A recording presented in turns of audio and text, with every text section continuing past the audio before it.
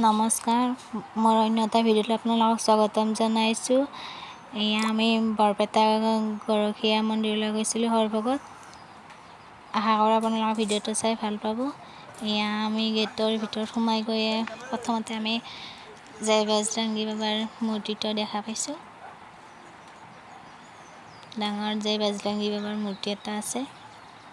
তাত সোমাই পেলাই আমি সেৱা কৰিলোঁ। সকলোৱে ধূপ চাকি জ্বলাই আছে। এইটো হৈছে গৰখীয়া বাবাৰ থান। এয়া ময়ো গামোচাখন বান্ধি দিলোঁ, মনৰ ইষ্ট মাগি ল'লোঁ। আশা কৰোঁ আপোনালোকৰ ভিডিঅ'টো চাই ভাল পাব। তেতিয়াহ'লে চাওক আপোনালোকৰ ভিডিঅ'টো।